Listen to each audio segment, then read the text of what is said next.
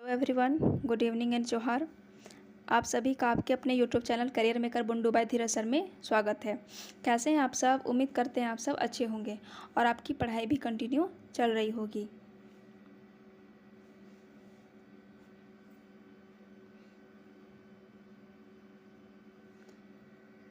देखिए, हम लोग झारखंड जीके का सीरीज स्टार्ट किए थे। उसमें हम लोगों का चल रहा था झारखंड का आर्ट एंड कल्चर। तो आर्ट एंड कल्चर के अंदर भी हम लोगों का क्या चल रहा था, तो झारखंड की जनजातियाँ। झारखंड में कुल कितने प्रकार की जनजातियाँ हैं? तो आपकी हैं 33 प्रकार की जनजातियाँ। और 33 कब हुई? तो ये हुई आपकी 2022 में हुई थी ना। उससे पहले कितनी थी? तो 32 प्रकार की जनजातियाँ थी। 32 प्रकार में टूटी किस प्रकार से ये जनजातियाँ थी? तो 24 + 8 से। और 24 क्या थी? ये नॉर्मल जनजाति थी। और 8 थी आपकी आदिम जनजाति, जो कि प्रेजेंट टाइम यानी कि 2025 में इसकी 24 की संख्या बढ़कर के कितनी हो चुकी है? 25 और साथ ही साथ टोटल क्या हो चुका है? टोटल हो चुका है आपका 33। और यह संविधान के कौन सा आर्टिकल ये बताता है कि भारत की जनजातियाँ अनुसूचित जनजातियाँ? तो ये आर्टिकल 342 है ना।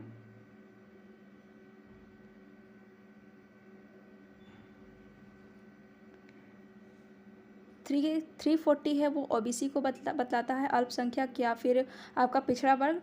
341 आपका क्या बता रहा है? 341 बता रहा है आपका अनुसूचित जाति। और 342 बता रहा है आपका अनुसूचित जनजाति, है ना। इसे याद रखते हुए चलना है।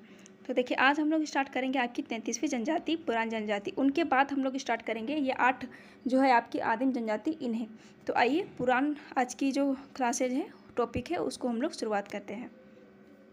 महत्वपूर्ण बातें कहूँ या फिर यूँ कहूँ परिचय। पुरान जनजाति को झारखंड की 33वीं जनजाति के रूप में 8 अप्रैल 2022 को भारत के गजट में अधिसूचित किया गया है। इस प्रस्ताव के लागू होने के बाद राज्य में जनजातीय समुदायों की संख्या बढ़कर 33 हो गई है। यानी कि देखिए, झारखंड में जो है 33वीं जनजाति के रूप में मान्यता कब मिली थी इन्हें? तो ये मिली थी 8 अप्रैल 2022 को, है ना। जो भारत का गजट में अधिसूचित किया गया, इस प्रस्ताव का लागू होने के बाद जनजातीय समुदाय की संख्या कितनी हो जाती है? तो वह हो जाती है आपकी 33 हो जाती है। पुरान समुदाय को अनुसूचित जनजाति में की सूची में शामिल करने की मांग अविभाजित बिहार से ही की जा रही थी। यानी कि इस जनजाति को अनुसूचित जनजाति में शामिल करने के लिए कब से इसकी मांग उठ रही थी? तो ये अविभाजित बिहार से हो रही थी। जब आपका बिहार हमारा झारखंड अलग नहीं हुआ था, बिहार का ही हिस्सा था, उस समय से ही इनका मतलब मांग चल रहा था कि हमें अनुसूचित जनजाति में शामिल किया जाए। देखिए, बॉक्स में भी लिखा हुआ है झारखंड की 33वीं नवीनतम अधिसूचित जनजाति। 1993 में जनजातीय शोध संस्थान ने 2014 में राष्ट्रीय अनुसूचित जनजाति आयोग ने इसे अनुसूचित जनजाति की सूची में शामिल करने की अनुशंसा की थी। जनजातीय शोध संस्थान के अनुसार इस जनजाति का अधिकांश लोग निरक्षर हैं तथा इनके पास भूमि का अभाव है। यानी कि देखिए, अगर आपको क्वेश्चन थोड़ा सा घुमाने के लिए बना दे और ये न्यू जनजाति है, तो इनके बारे में अधिक प्रकार से हम लोग को जानकारी रखनी है। तो अगर आपको बोल दे किस जनजाति में अधिकांश लोग निरक्षर हैं तथा इनके पास भूमि का अभाव है, किनके अनुसार है ये? तो ये आपके जनजातीय शोध संस्थान के अनुसार यह किस जनजाति के बारे में बोला गया है? तो ये होगा आपका आंसर पुरान। ठीक है, पुरान जनजाति। जनजातियों को परिभाषित करने के लिए मानदंड का विचार करने हेतु गठित लोकुर समिति 1965 द्वारा निर्धारित मानदंडों को यह जनजाति पूरा करती है। अब देखिए, किसी भी जाति को उठा करके हम जनजाति में शिफ्ट नहीं कर सकते हैं। इसके लिए क्या है कि कुछ मानदंड है, कुछ क्राइटेरिया है, उसको आप सेटिस्फाई जब तक नहीं कीजिएगा उससे पहले आपको जनजाति में शामिल नहीं किया जाएगा।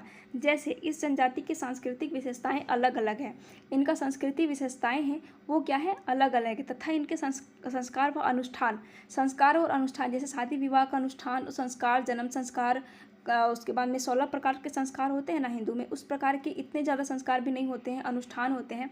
वधू मूल्य का रिवाज, या जहाँ जातियों में वधू मूल्य का रिवाज ऐसा कुछ देखने को नहीं मिलता है, उल्टा है यहाँ पर। ठीक है, जिस प्रकार से जनजाति आपका जो होता है वो लड़की को मूल्य दे करके जाता है, जबकि जातियों में क्या होता है कि लड़की का जो बाप होता है वो लड़का को दहेज देता है। इस प्रकार का होता है।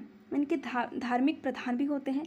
यानी कि जो पूजा पाठ करवाते हैं उनका ये धार्मिक प्रधान अलग अलग होते हैं। और लोक देवता भी होते हैं। इनका लोक देवता कहने का अर्थ क्या होता है कि कुछ कुछ ग्राम देवता होते हैं, कुछ खूट देवता होते हैं, इस प्रकार के ये लोग लोक देवता मानते हैं। परंपरागत शासन व्यवस्था, देखिए जो जनजाति है ये क्या है कि इनका कोई एक ये लोग ज़्यादा थाने फौजदारी के चक्कर में नहीं पड़ते हैं। अपना इनका एक शासन व्यवस्था होता है जिनके थ्रू ये लोग किसी भी अपने छोटे मोटे चीज़ों को या फिर बड़े बड़े चीज़ों को ही ये कर लेते हैं। जिस प्रकार से हम लोग संथाल जनजाति में देखे थे ना, सबसे बड़ा कौन सा था आपका, तो सबसे बड़ा और सबसे छोटा भी बताए थे हम, तो उसको आप लोग कमेंट सेक्शन में कमेंट कीजिएगा कि सबसे बड़ा क्या था, सबसे छोटा क्या था। सबसे छोटा का मैं हिंट दे रही हूँ करेला, और सबसे बड़ा का क्या था, तो आपका था बिटलाहा। ठीक है। टोटमवाद, बहिर्जाति विवाह समूह आदि संबंधों का विशेष को आदिम लक्षण रखते हैं। यानी कि देखिए ये सब जो सेटिस्फाई, ये सब कंडीशन है उसको सेटिस्फाई करेंगे तब इनको क्या होगा कि उनको जनजाति में ऐड किया जाएगा। इस जनजाति का संबंध प्रोटो ऑस्ट्रेलॉइड प्रजाति समूह से है।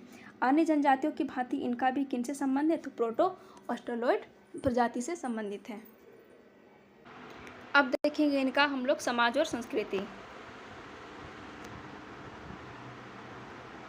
पुरान समुदाय के लोग बहुजातीय गांवों में अन्य जाति व जनजाति समुदायों के साथ रहते हैं तथा ये गांव के अन्य जातीय समूहों के साथ जजमानी का संबंध रखते हैं। यानी कि देखिए पुरान जनजाति में ऐसा कोई रूल नहीं है कि ये बस पुरान है तो पुरान जनजाति के साथ ही रहेंगे। ये अन्य जनजाति तथा वो अन्य जातीय भी लोग यानी कि नॉर्मल जो जनजाति नहीं है उनके साथ भी ये संबंध रखते हैं। और जातीय समूहों के साथ ये कैसा संबंध रखते हैं, तो ये रखते हैं आपका जजमानी संबंध रखते हैं। पुरान समुदाय के लोग बोलचाल की भाषा के रूप में पुरान बोली का प्रयोग करते हैं जो उड़िया, हिंदी तथा पंचपरगनिया का मिश्रण है। ये लोग बोलचाल के रूप में किनका प्रयोग करते हैं, तो ये प्रयोग करते हैं आपका पुरान बोली का। जो किनका किनका परिचय होता है, ये प्रयोग होता है यानी कि मिश्रण है, ये है आपका उड़िया का, हिंदी का और पंचपरगनिया का। इस समुदाय के लोगों द्वारा बोलचाल हेतु हिंदी, पंचपरगनिया तथा मुंडारी भाषा का प्रयोग भी किया जाता है। इस जनजाति में कुल 13 गोत्र पाए जाते हैं जिन्हें क्या कहा जाता है, जिन्हें कहा जाता है आपका किले। यह जनजाति समुदाय बहिर्विवाही है, इसमें समगोत्री विवाह वर्जित है। बहिर्विवाही मतलब एक से अनेक विवाह आप कर सकते हैं लेकिन कंडीशन होने के साथ, तथा सगोत्रीय विवाह वर्जित है। अन्य जनजातियों की भांति इनका भी क्या है कि समगोत्री विवाह निषिद्ध है, यानी कि यहाँ पे एक गोत्र में विवाह नहीं किया जाएगा। ये लोग क्या है कि गोत्र और एक गोत्र में विवाह करने से भाई बहन का रिश्ता को माना जाता है, इसीलिए अलग अलग गोत्र में विवाह किया जाता है। इस जनजाति में वधू मूल्य को चलाऊ कहते हैं। वधू मूल्य क्या है कि विवाह के वक्त दिया जाने वाला मूल्य होता है जो लड़कों की तरफ से लड़की परिवार को दिया जाता है, उनका नाम क्या है, चलाऊ। जिस जनजाति में आपका वधू मूल्य का जिक्र नहीं है उनकी तो मैं बात नहीं करूँगी, लेकिन जिस जनजाति में आपका वधू मूल्य है उनको तो आप टू बी रिमेंबर या फिर टू बी रट्टा मार कह ही लीजिए, उसको कोई फर्क नहीं पड़ने वाला, क्योंकि एग्जामिनर कहीं से भी क्वेश्चन उठा सकता है। और मैं पुराण के बारे में इतना फोर्स क्यों कर रही हूँ, क्योंकि ये न्यू है और ये 33वीं जनजाति है, बहुत ज़्यादा वक्त ये हुआ नहीं है।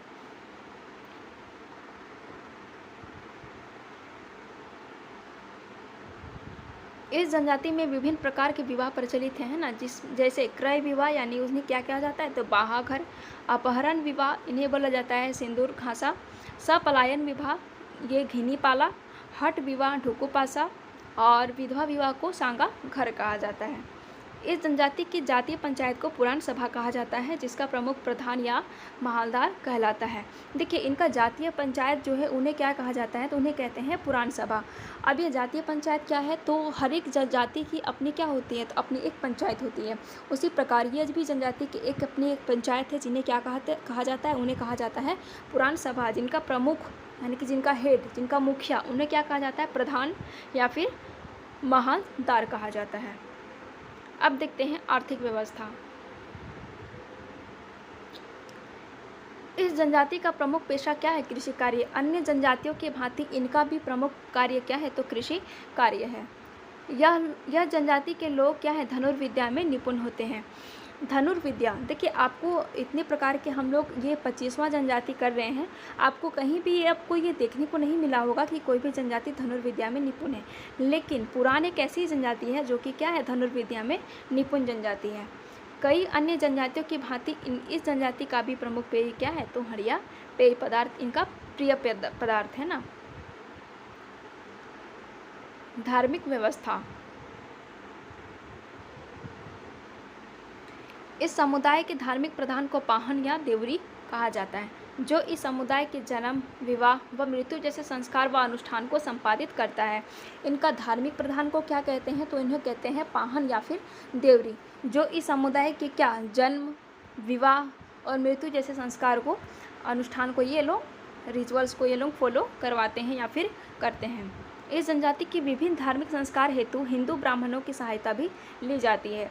देखिए बहुत सारा ऐसा कल्चर है या फिर बहुत सारा ऐसा अनुष्ठान है जिनको तो ये खुद ही करते हैं, पाहन या देवरी के सहायता से ही करते हैं, लेकिन विभिन्न प्रकार के धार्मिक संस्कार हेतु ये लोग क्या करते हैं कि हिंदू ब्राह्मण का भी सहायता लेते हैं, यानी कि पाहन और देवरी के साथ साथ ब्राह्मण भी यहाँ पे पूजा पाठ करवाते हैं। इस जनजाति के प्रमुख देवता धर्म देवता तथा प्रमुख देवती कौन है, तो देवी हैं आपकी बासुकी माता। इनके प्रमुख देवता कौन है, तो आपके हैं धर्म देवता। प्रमुख देवी कौन है, तो आपकी बासुकी माता। देखिए ये हो गया आपका पुरान जनजाति।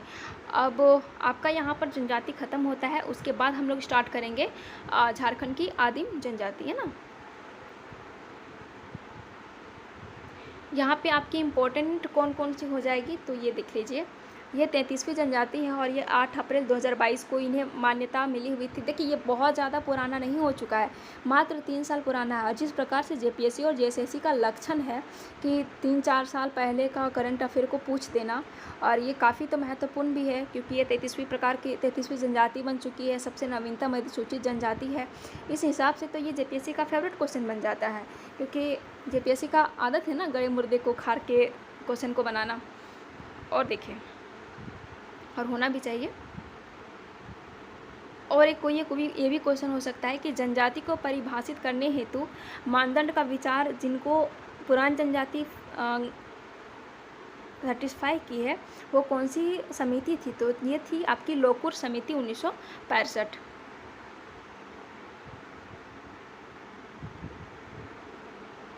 अब देखिए और क्या है, ये लोग अब बोली चाली के रूप में किनका प्रयोग करते हैं, तो पुरान बोली का प्रयोग करते हैं, जो किनका मिश्रण है आपका उड़िया, हिंदी और पंचपरगनिया का मिश्रण है।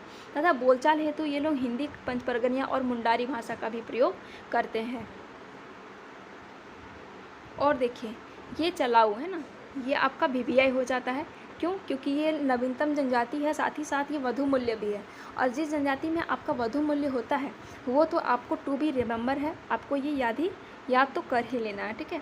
ये था आपका पुरान जनजाति, और साथ ही साथ ये धनुर्विद्या में निपुण होते हैं। ये रही आपकी पुरान जनजाति। अगर आपको समझने में कहीं भी किसी भी प्रकार का दिक्कत होता है तो आप लोग कमेंट सेक्शन में कमेंट कीजिए, और वीडियो को ज़्यादा से ज़्यादा लाइक कीजिए, अपने दोस्तों और परिवारों के बीच भी शेयर कीजिए, और वीडियो को अधिक से अधिक सब्सक्राइब भी कीजिए ना।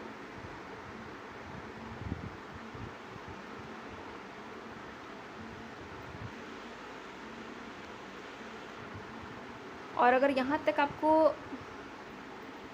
कोई दिक्कत हो तो आप लोग टेलीग्राम चैनल में भी जुड़ सकते हैं ना, अगर आपको वीडियो को नोटिफिकेशन नहीं आ रही है।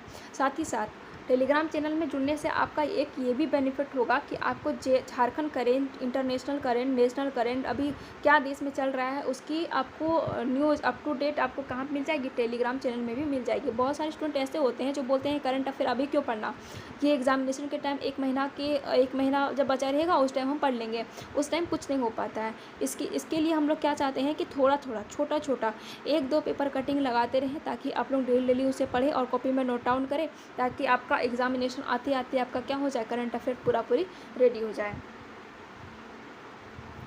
तो आज का वीडियो आपका यहाँ तक वीडियो देखने के लिए आप लोगों का बहुत बहुत धन्यवाद। फिर मिलेंगे हम आपसे एक नए वीडियो के साथ, एक नए सीरीज़ के साथ, एक नए टॉपिक के साथ। तो अपने से बड़ों का सम्मान कीजिए, अपने से छोटों को भी प्यार दीजिए। आज के लिए बस इतना ही। आप सभी का बहुत बहुत धन्यवाद। आप सभी को शुभ रात्रि।